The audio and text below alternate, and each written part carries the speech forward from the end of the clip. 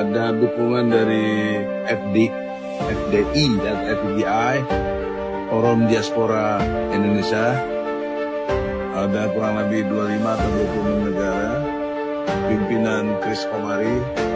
Tunjukkan dong. Tapi gitu. Bang Rismon juga menjawab, Bang Rismon, dokumen Anda ini benar adanya, legitimasinya seperti apa? Dari mana sumbernya? Dokumen Anda pegang? Loh, kami kan bukan buktinya dari medsos. Saya datang Hanya dari sendiri, medsos begitu? melihat. Bukan, saya foto sendiri skripsi itu, Bang. Dan saya tanyakan pada 15 April kepada Wakil Rektor UGM, Profesor Ova Emilia, bahwa tidak ada lembar pengesahan untuk dosen penguji. Kalau tidak ada lembar pengesahan penguji di skripsi, maka skripsi itu tidak pernah diuji. Kalau tidak pernah diuji skripsi itu, maka tidak akan pernah ada ijazah. Loh, saya kan menerima royalti dari buku-buku saya, Mbak. Dan 1 rupiah pun tidak. Kira-kira apa yang disampaikan Rismon tadi ada yang percaya nggak? Netizen, ada nggak yang percaya dengan omongan dan kata-kata Rismon tadi? Wih, 2 kali ijazah itu dipakai untuk calon presiden, wih. Ya, kalau nggak dipakai mungkin dia jualan mebel ya, nggak apa-apa. Kacau. Masih aja curhat di UGM. Woi, aku pun kacau lihat kau stres. Stres kau berkepanjangan. Biar saja Jokowi jadi jualan mebel, untungnya gede. Yang aku takutkan kau nanti jualan tambal ban, nanti cuman 15.000, untungnya cuman 5.000. Lama sekali kayaknya. Kau saja curhat melulu di medsos.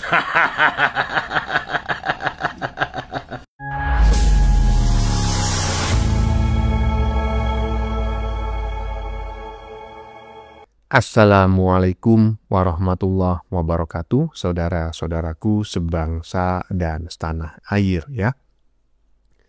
Dimanapun kalian berada, semoga kalian selalu dalam kondisi sehat walafiat. Berjumpa lagi dengan saya di Gaspol Update. Kami bukanlah buzzer pihak manapun, kami hanya menyajikan keputusan ada di tangan Anda. Teman-teman, ini ada video yang menurut saya cukup menarik ya. Yakni tentang apa kira-kira? Ya, tentang sebentar. Tentang si Rismon lagi ya. Yang semakin termencret gitu ya ketika Jokowi menghadiri reuni yang diselenggarakan Fakultas Kehutanan pada 26 Juli 2025 kemarin ya. Lagi mana nggak mencret coba ya kan? Ijazah yang dia tuduh palsu ternyata asli. Skripsi yang dia tuduh palsu ternyata juga asli. Sementara ijazah dirinya sendiri, S2 dan S3-nya, ya kan, yang katanya berasal diterbitkan oleh Yamaguchi University, nyatanya diterbitkan oleh Yamapanci. Yamapanci University ya. Aduh, apa nggak bikin stroke mendadak itu? Selain itu teman-teman ya, juga ada kabar menarik dari Mbah Egy yang saat ini berada di Eropa, tepatnya di London, Inggris ya. Setelah ditolak oleh Amnesty International ya, dengar-dengar Mbah Egy ini lapor ke WWF ya. Emang apa sih WWF itu? Setahu saya ya, dulu WWF itu adalah salah satu acara yang menayangkan tinju bebas gitu loh, gulat bebas, jotosan, banting-bantingan gitu loh. Apakah Mbak Egy mau menjadi atlet jotosan? Ya kita lihat aja nanti bareng-bareng bagaimana perkembangannya. Nah, bagaimanakah videonya dan bagaimanakah respon netizen? Mari kita tonton bersama, kemudian mari kita komentari bersama di bagian akhir video. Ini dia. Ada dukungan dari FDI dan FDI, Forum Diaspora Indonesia, ada kurang lebih 25 atau 26 negara, pimpinan Chris Komari. Yang modalin Egy Sujana itu rupanya Chris Komari. Chris Komari kan sangat anti sama Pancasila. Emang beneran ya? Saya nggak tahu ya teman-teman ya, karena saya nggak kenal dengan Chris Komari ya kan. Ya biasalah, orang kecil kayak saya mana kenal orang-orang besar macam kayak gitu ya kan. setelah ditolak dan tidak dianggap penting oleh Amnesty Internasional. Sepakat saya, memang ini orang nggak penting gitu. Jadi nggak usah dianggap ya, tolak aja gitu ya. Nah, setelah ditolak oleh Amnesty Internasional, sekarang Egy meminta perlindungan ke WWF ya. Apakah WWF juga mau memberi perlindungan ke Egy CS? Ya nggak tahu juga, karena setahu saya WWF itu isinya itu dulu itu John Cena, ya kan, Keane, kemudian siapa lagi itu, The Rock, ya kan, kemudian Big Show, ya kan, Undertaker, itu setahu saya gitu loh, itu atlet WWF dulu. Apakah Mbak Egy mau meminta pertolongan kepada mereka? Ya, bercanda teman-teman ya. WWF yang dimaksud di sini tentu tidak sama dengan WWF yang saya maksud sejak tadi. Lanjut.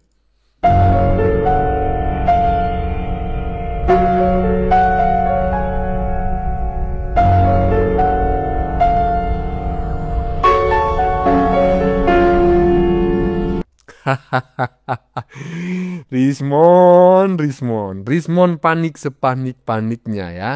Tahanan nomor 069 ya. Nusa Kambangan. Jadi kaos oranye yang akan menjadi kado ya untuk Rismon, kemudian untuk siapa namanya? Rai Panci, Dr. Mangkrak, kemudian yang lain-lain itu kemungkinan akan berasal dari Nusa Kambangan. Makanya jangan suka menuduh ya. Ijazah palsu, nggak punya bukti. Skripsi palsu, nggak punya bukti. Setelah dicari buktinya ternyata ijazahnya Jokowi asli, skripsinya juga asli. Skripsi kau sendiri yang palsu. Lanjut. Woi, 2 kali ijazah itu dipakai untuk calon presiden, woi. Ya, kalau nggak dipakai mungkin dia jualan mebel ya nggak apa-apa. Kacau. Masih aja curhat di UGM. Woi, aku pun kacau lihat kau stres. Stres kau berkepanjangan. Biar saja Jokowi jadi jualan mebel, untungnya gede. Yang aku takutkan kau nanti jualan tambal ban, nanti cuman 15.000, untungnya cuman 5.000. Lama sekali kayaknya. Kau saja curhat melulu di medsos. Nah, saya sepakat gitu kan. Seandainya pun Pak Jokowi ini tidak menjadi presiden dan ijazah itu hanya digunakan untuk jualan mebel. Temon, penjual mebel itu nggak ada yang miskin, mon. Ya kan? Di daerah saya penjual mebel itu masuk kategori orang yang sangat kaya, bahkan kadang-kadang bisa menjadi paling kaya sedesa gitu loh. Karena penjual mebel itu hasilnya besar, kayu dibeli dari masyarakat, ya kan, dalam bentuk pohon itu sangat murah sekali. Kemudian diubah bentuknya menjadi sirap-sirap begitu ya. Kemudian dibentuk barang-barang mebeler seperti kursi, meja, almari. Itu hasilnya besar loh, mon. Range keuntungannya itu di atas 100% loh. Lah dirimu kalau jadi tukang tambal ban tadi gimana, coba bayangin. Sekarang ban sudah beralih dari ban biasa ke ban tubles, makin jarang yang bocor. Aduh, kasihan kali aku, mon. Lanjut. Loh, saya kan menerima royalti dari buku-buku saya, Mbak. Dan 1 rupiah pun tidak. Kira-kira apa yang disampaikan Rismon tadi ada yang percaya nggak? Netizen, ada nggak yang percaya dengan omongan yang kata-kata Rismon tadi?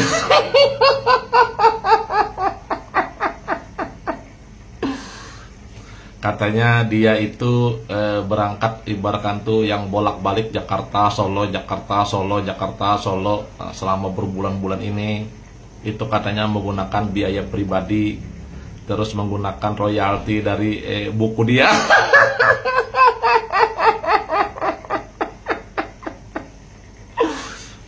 Kira-kira netizen percaya nggak dengan omongan Rismon itu?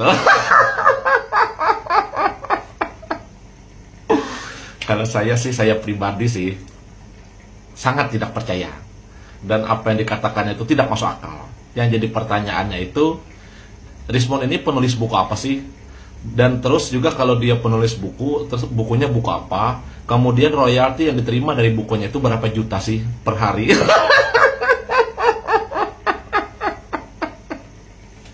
Begitu aja sih sebenarnya cara simpelnya berpikir itu. Bukunya buku apa, setenar apa sih bukunya, semahal apa sih bukunya, sehingga dia mendapatkan royalti. Royalti itu ibaratkan tuh kalau bahasa kami Kalimantan itu fee, commitment fee, ya kan?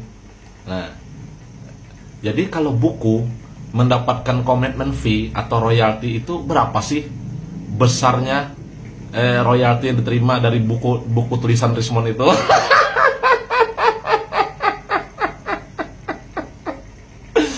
Gitu aja kan. Jadi sebenarnya tidak masuk akal sih. Makanya saya pribadi sih tidak percaya.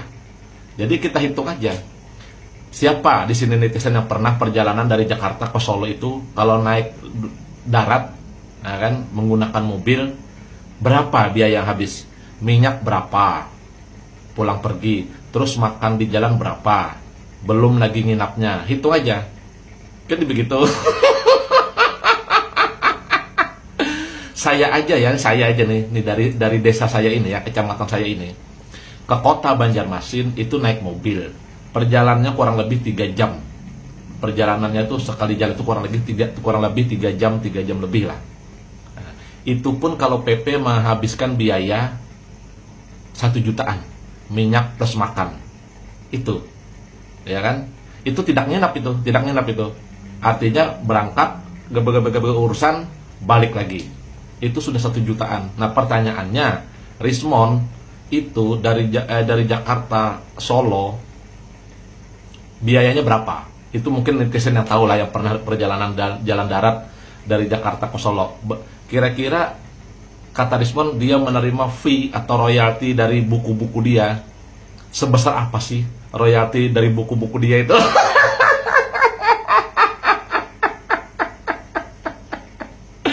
Gitu aja, ya kan? Nah, simpel aja cara berpikirnya. Jadi ya sebenarnya tidak masuk akal sih sebenarnya apa yang dikatakan Rismond. Seperti ada ditutup-tutupinnya, tapi tidak apa-apa lah. Itu kan ya, artinya kan privasi dia kan. Tapi intinya tidak masuk akal. Coba dicari tahu Rismond ini penulis apa sih? Pengarang atau penulis buku apa sih? Dan buku dia tuh sepenting apa sih di negara ini gitu loh. Katanya sampai royalti dia tuh besar banget gitu loh. Buku dia itu. Udahlah, intinya saya tidak percaya. Anda tahu kalau netizennya. Silahkan komentar di kolom komentar. Iya, langsung saya jawab aja ya. Pertanyaannya Mas Ian Jibril ya, yang sangat kocak gitu. Mungkin Mas Ian Jibril tidak bisa memberikan penjelasan secara akurat karena Mas Ian Jibril mungkin bukanlah seorang penulis. Nah, kebetulan saya dulu seorang penulis ya. Buku saya beberapa diterbitkan oleh penerbit ya kan di Yogyakarta dan diedarkan secara nasional gitu ya. Ya minimal kalau di dunia kepenulisan, nasibnya si Rismond ini kalau memang dia benar-benar seorang penulis, pernah menulis buku dan dicetak oleh penerbit, bukan self publishing ya, bukan dia mengeluarkan dana sendiri untuk menerbitkan buku atas nama penerbit orang lain ya, tidak modal sendiri melainkan dicetak oleh penerbit tersebut ya.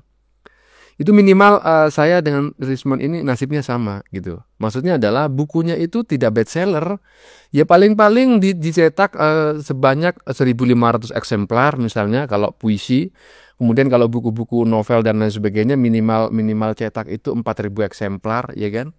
Dan itu mungkin ribuan tahun nggak akan dicetak lagi karena 4.000 eksemplar itu baru habis dalam hitungan mungkin 5-10 tahun. Coba bayangin. Kemudian kau mengatakan ya kan, kau ngalor ngidul menggunakan fee atau royalti dari buku-buku yang kau terbitkan.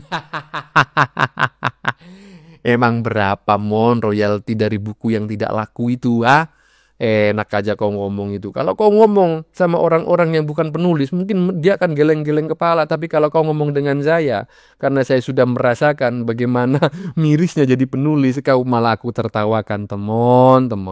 Lanjut. Saja pun tidak berani ditampilkan oleh Dirtipidum, begitu. Kalau benar ada, sekarang diklaim bahwa dinyatakan bahwa itu selalu ada. Publik itu butuh bukti. Bang Rismon. Gitu loh. Bukan dari orang projo atau yang lainnya. Jangan dipaksa publik untuk harus percaya Bang hanya Rismon. karena seseorang atau beberapa orang Oke. melihatnya. Mana, tunjukkan dong. Tapi Gitu. Bang Rismon juga Bang. menjawab, Bang Rismon, dokumen Anda ini benar adanya, legitimasinya seperti apa? Dari mana sumbernya? Dokumen Anda pegang? Loh, kami kan bukan buktinya dari medsos. Saya datang Hanya dari sendiri medsos begitu? melihat. Bukan, saya foto sendiri skripsi itu, Bang. Dan saya tanyakan pada 15 April kepada Wakil Rektor UGM, Profesor Ova Emilia, bahwa tidak ada lembar pengesahan untuk dosen penguji. Kalau tidak ada lembar pengesahan penguji di skripsi, maka skripsi itu tidak pernah diuji. Kalau tidak pernah diuji skripsi itu, maka tidak akan pernah ada ijazah. Maka seseorang tidak akan pernah lulus dari UGM. Itu kan standing point kami dari awal. Kalau memang ada ijazah itu, membantah temuan kami, ya tunjukkan. Itu ijazah sudah pernah dipakai untuk mencapai jabatan tertinggi di Republik ini. Mana? Gitu loh. Bung Freddy, tunjukkan, bujuk Pak Jokowi untuk secara gentleman untuk menunjukkan. Jangan pengakuan ditunjukkan kepada polisi, ke wartawan. Tapi mana bentuknya? Mana? Coba secara direspon, gentleman Bang Freddy. tunjukkan. Pak Jokowi berhutang budi. Oke, Bang Rismon, kita ke Bang Freddy. Aduh Mon, kamu ini selalu setiap hari ya menggiring opini dan menyampaikan sebuah pendapat yang sebetulnya itu bertolak belakang dengan fakta yang terjadi di lapangan, ya kan? Kau mengatakan ijazahnya Pak Jokowi, skripsinya Pak Jokowi palsu ya. Pertama, ini sudah melenceng dari tuduhan pertama, ya ijazah palsu. Karena terkait tuduhan ijazah palsu kau sudah mentok, kau nggak bisa lagi berkutik apapun. Kau kalah telak dengan Joshua Sinambela, ya kan? Nah akhirnya kau beralih menuduh ijazah Jokowi itu palsu karena skripsinya palsu. Tidak mungkin ada ijazah kalau skripsinya tidak pernah diuji, ya kan? Tapi kau sendiri ini, ya kan? BEGO-nya kagak ketulungan. Karena apa? Karena ketika kau sidak, ya kan? Sidak ke perpustakaan di UGM, kau kan siarkan langsung itu Mon. Orang kan ngerti apa yang kau temukan di sana. Tapi nyatanya ketika kau menemukan skripsi yang tidak ada lembar pengesahannya, kau tidak pernah mau membahas itu.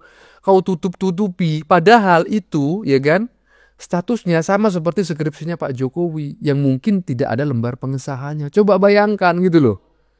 Kau itu namanya Mon ya. Kau ini adalah argumentasi bias. Kau hanya menunjukkan bukti-bukti yang mendukung argumentasi dan hipotesismu. Tapi bukti-bukti yang melemahkan argumentasi dan hipotesismu tidak kau sampaikan dan cenderung kau sembunyikan. Itu picik Mon, itu bukan ilmiah Mon, ya. Itu penipuan namanya Mon. Kau ini, ya. Bagaimana menurut kalian? Keputusan ada di tangan Anda. Silakan tulis di kolom komentar baik Anda yang setuju maupun yang tidak setuju dengan isi konten ini. Sebelumnya saya memohon maaf jika dalam penyajian konten ini ada kata-kata yang menyinggung, kurang tepat penggunaannya, ya, atau mungkin ada data yang dianggap keliru atau salah. Saya memohon maaf yang sebesar-besarnya. Kita jumpa lagi di lain video. Salam NKRI.